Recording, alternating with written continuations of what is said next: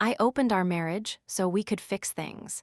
And he used the opportunity to sleep with the one person who knew every single thing I ever said about him in therapy. Yeah, my therapist, my actual licensed therapist.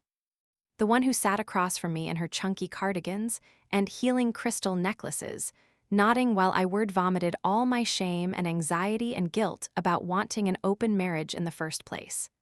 The one who helped me set boundaries. The one who literally told me, as long as there's honesty and no emotional entanglement, you can do this ethically.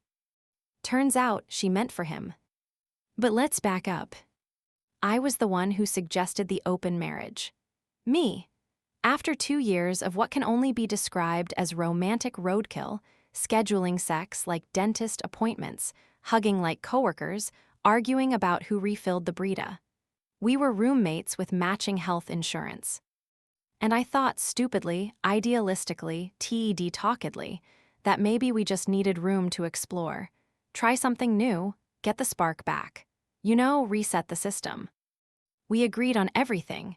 No mutual friends, no coworkers, no neighbors, and absolutely no feelings. This was sex, not soulmates. Bodies, not bonding.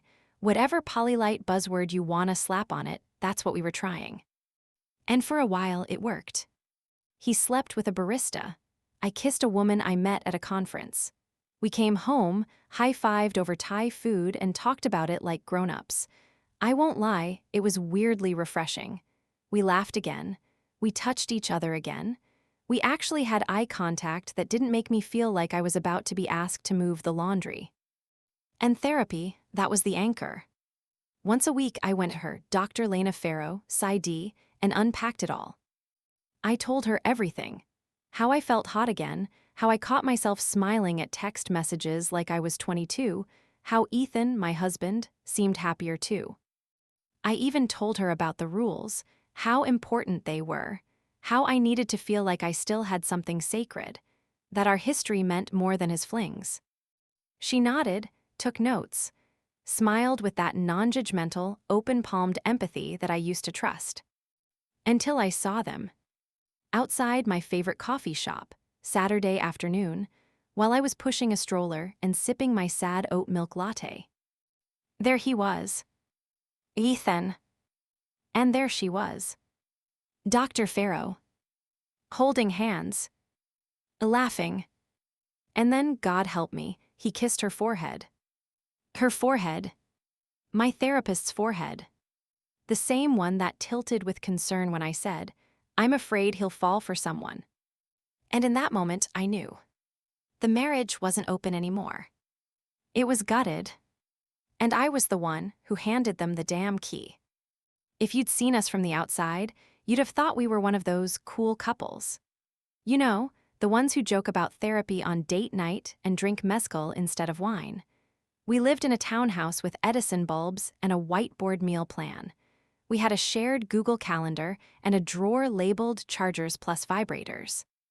We were functional, predictable, safe. Too safe. I think that's why I brought it up in the first place. It started as a joke, like most bad ideas. We were folding laundry, arguing about whether we'd seen the same episode of The Bear, when I said, I swear we talk more about fictional chefs than our sex life. Ethan laughed. At least they get their hands dirty. Something about the way he said that stuck with me. So I pushed, what if we weren't exclusive for a while? His face did this thing, surprised, but not surprised. Like I had just given voice to a thought he'd been filing under Don't Be the First to Say It. You serious? I shrugged, it's not like we're exactly on fire. He didn't say no. We stayed up that night talking. Rules, fears, what-ifs. I told him I needed honesty, not details. He told me he could handle it as long as it didn't feel emotional. We swore we'd keep therapy in the loop, make it intentional, do it right. And I meant it. God, I meant it. That first therapy session after we opened the marriage, I told Dr. Farrow everything. I told her how scared I was to lose him, but how numb I'd felt for months. I told her about the fantasy of autonomy, the thrill of being wanted, the way I didn't want motherhood or marriage to erase me. She smiled like she understood, said, autonomy doesn't mean disconnection, it can mean reinvention. I repeated that line to myself for weeks. I even wrote it on a sticky note and stuck it to my fridge like an emotional spell. We were still us, just upgraded, or so I thought. We had a few awkward weeks, figuring it out. I had a short-lived thing with a divorcee who wore a leather cuff and called me gorgeous like it was 2004. Ethan met someone on an app, said it was fun, nothing serious. I believed him. Because that was the rule, nothing serious. We even celebrated our 5th anniversary during that time. Sushi, champagne, a card that said, "Thank you for letting me be messy and still showing up." I cried reading it. I thought, we're not breaking. We're bending, we're making this work. And through it all, therapy kept me grounded. I told Dr. Farrow every vulnerable, raw thought that crossed my mind. I told her when I felt jealous. I told her when I felt powerful. I told her the one time I watched Ethan sleep and thought, God, he's beautiful. I hope he doesn't disappear. She leaned in, encouraged me to keep processing. She said I was brave, said we were being intentional. I didn't know she was memorizing the map of my heart to go hiking with my husband. I didn't know she was collecting my secrets like souvenirs. Because the day I saw them at the coffee shop, holding hands and laughing like they just invented joy, it wasn't just betrayal. It was theft. She stole what was supposed to be the safest place I had. And he gave her the coordinates. I didn't confront them at the coffee shop. I just stood there, frozen, like a sitcom wife who walked into the wrong episode. Ethan didn't see me, or if he did, he pretended not to. Dr. Farrow was in a cream sweater and those same chunky glasses she wore every Thursday at 4:00 p.m., the ones she said helped her see patterns in people.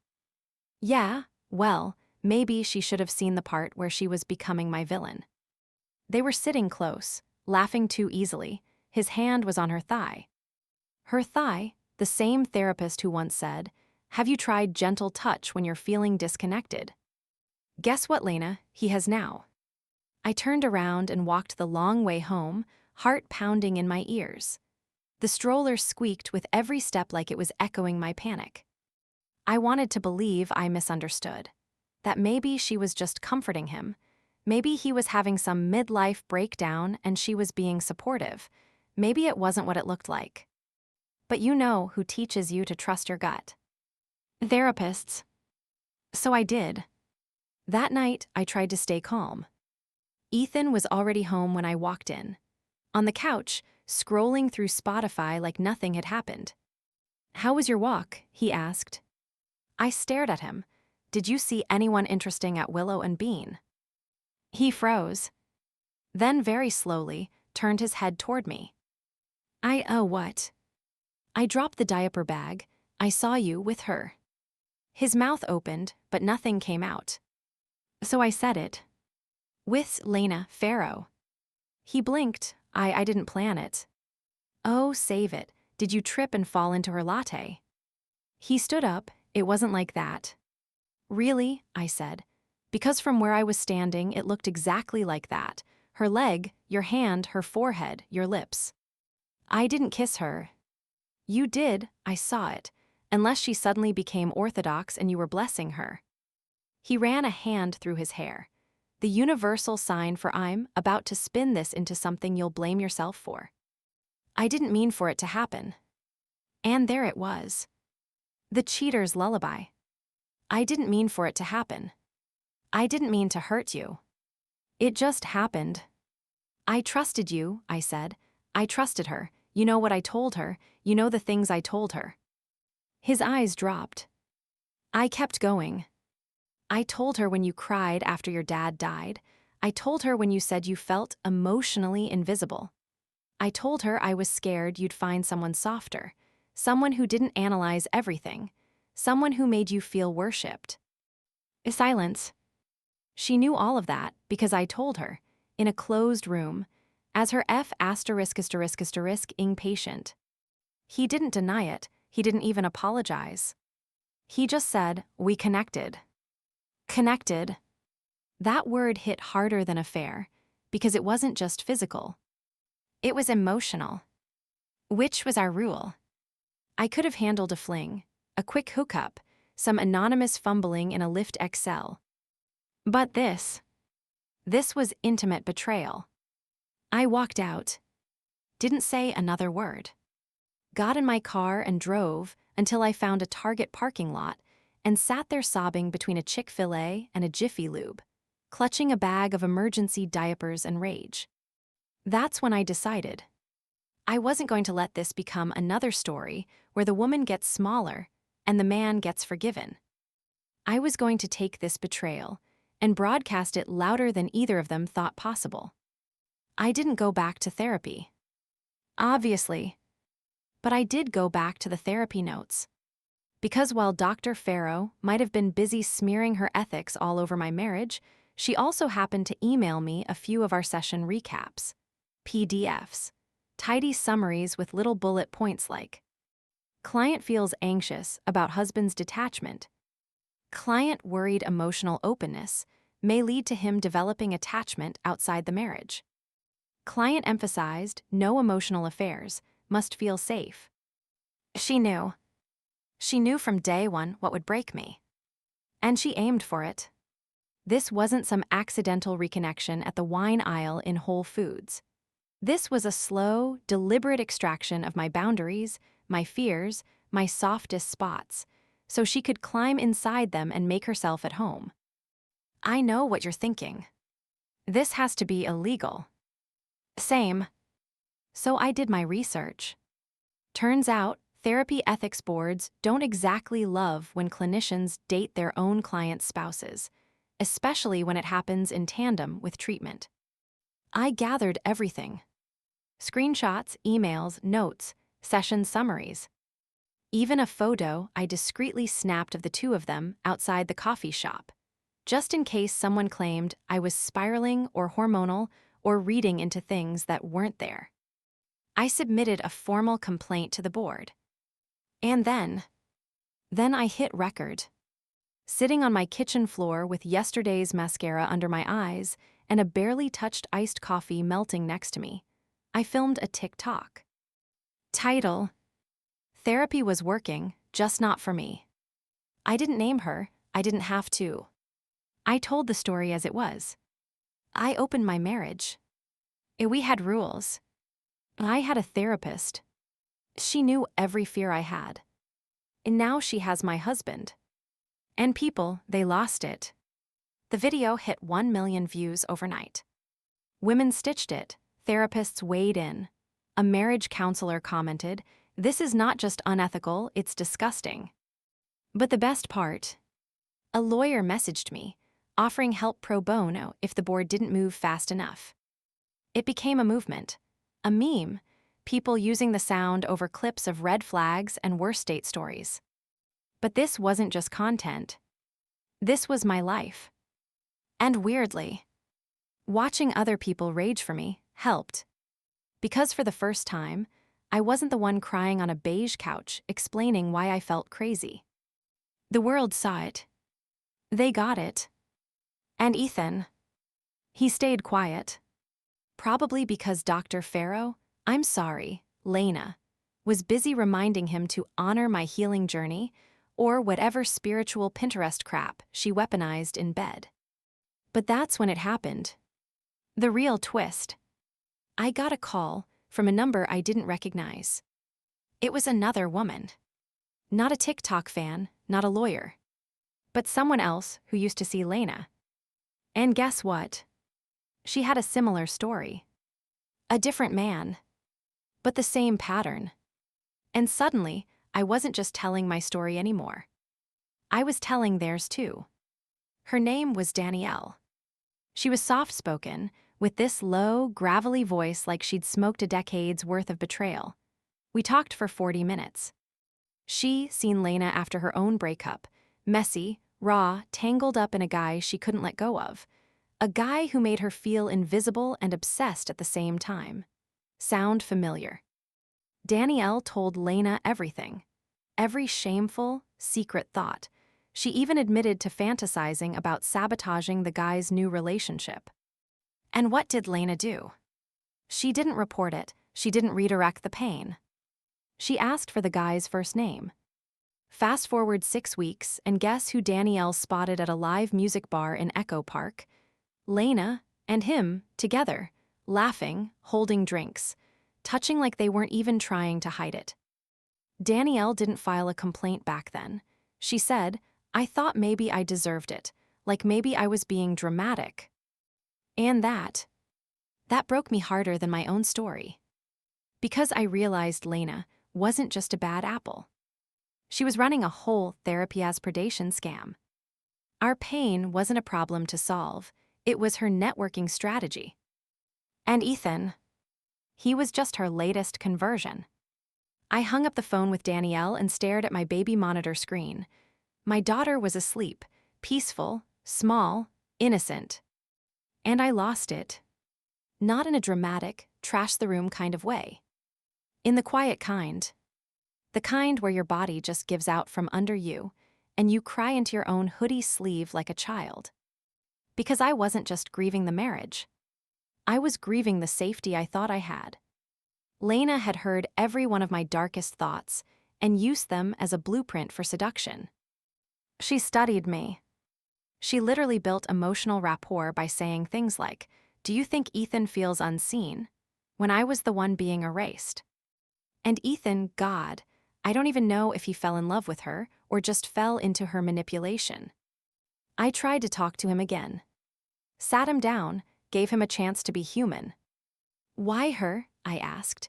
"Out of everyone on earth, why the one person I trusted with the parts of me you couldn't handle?" He looked wrecked, hollow, not angry, just stuck. He said, "Because she made me feel like I wasn't broken." That stung more than anything else. Because I had spent years holding his cracks together, I gave him the space, the language, the tools. And she swooped in with the cliff notes. He left the next day, packed a single suitcase, and moved into a month-to-month rental Lena probably helped him find.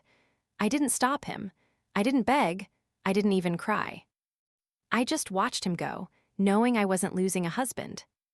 I was shedding the last piece of delusion I'd been clinging to. And after that, I made another video. Not for revenge, not for views. For closure. It was called How to Spot a Therapist Who Wants Your Man. People thought it was a joke. Until it was. The next video wasn't angry. It was educational. I sat on my couch in sweatpants and messy hair, holding a mug that said trust issues and caffeine. I looked straight at the camera and said, "Today we're going to talk about what therapy is not." I walked through it calmly. No names, no rage. Just facts. Therapy is not where your husband should find his next girlfriend. Therapy is not a matchmaking service with sliding scale fees. If your therapist starts asking questions about your partner's preferences instead of your pain, run. And if you ever get the gut feeling she's memorizing more than your trauma, you're not crazy. Then I added, therapy was working, just not for me. I ended the video by sipping my coffee and turning off the camera mid-eye roll. It blew up. Not just viral, cultural. People started tagging each other. New hashtags popped up. Therapist red flags. She knew too much. Emotional consent is real. But the best part, a third woman reached out. And a fourth. They all had Lena stories.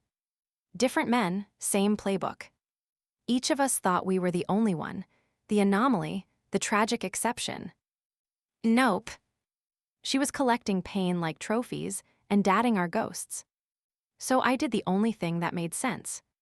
I compiled the stories, turned them into a Medium article titled, "When Your Therapist Doesn't Just Cross the Line, She Unplugs Your Whole Nervous System."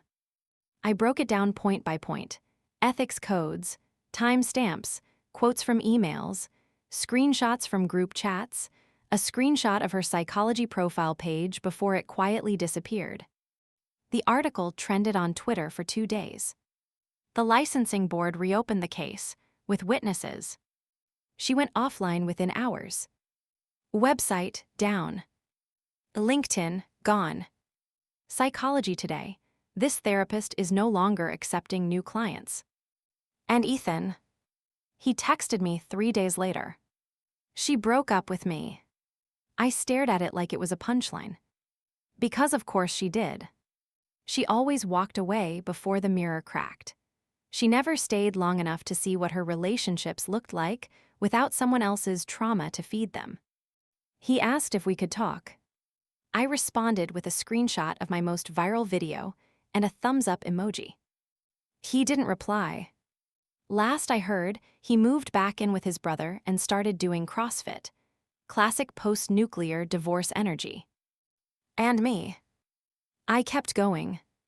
I took every message, every comment, every woman who said, I thought I was the only one, and I turned it into a platform. Not to be an influencer, but to be loud. Because women are taught to process in silence, to cry privately, to forgive professionally. Not anymore. Not me. I made noise. And people listened. Looking back now, I'm not even sure what hurt more, his betrayal or hers. When Ethan broke my trust, it was brutal, but it made sense. I mean, we'd been drifting for months, maybe years, and I was the one who opened the marriage. I laid the foundation. He just ran through the wrong door. But Lena, she was supposed to hold space. That was her job, that was her promise. She didn't just cross a line. She obliterated the boundary between professional and predatory. She used everything I ever said against me. Turned my fears into a roadmap. Took my intimacy inventory and handpicked what she could exploit. And the thing is, when a therapist betrays you, it's not just a bad breakup. It's identity erosion. I kept second-guessing myself for weeks, wondering if I made it up, if I was overreacting, if maybe I was the jealous, insecure wife and she was just the unfortunate collateral of my paranoia. But no, the receipts were real. The silence from her office, real. The echo of Ethan's apology that never came, very real. And still, some part of me mourns the fantasy. Not the marriage. Not the therapist. But the version of me that believed doing the work was enough. That vulnerability could protect you. That sharing your trauma would somehow inoculate you from more of it. Turns out, trauma doesn't respect your effort. It doesn't care if you show up every Thursday at 4 p.m. It doesn't care if you set rules and communicate, and read all the damn books about non-monogamy and secure attachment. Sometimes the wound doesn't come from outside your circle. Sometimes it pulls up a chair, crosses its legs, and asks, how does that make you feel? But here's what I know now. I am not broken. I'm changed, absolutely. Harder in places, softer in others. But I'm not wreckage. I'm reconstruction. And yeah, I still flinch when someone uses therapy buzzwords. I still hesitate before sharing anything too personal. I still wonder what she tells her new clients, if she has any. But mostly, I've found peace in my own damn voice. The one I used to whisper to Lena behind closed doors. Now I shout it. To anyone who will listen. Because therapy failed me. But storytelling didn't. And if you're watching this, if you're reading my words and thinking, God, that sounds like me, you're not alone. And you're not crazy. You're just finally seeing clearly. And maybe, just maybe, seeing clearly is the real therapy after all. Subscribe to my Mia's Stories YouTube channel for raw, emotional stories and authentic insights that encourage healing, growth, and understanding. Don't forget to be part of a supportive space where stories inspire and lessons resonate. What do you think about this story? Let us know in the comments. Your opinion truly matters to us, and we're here for you.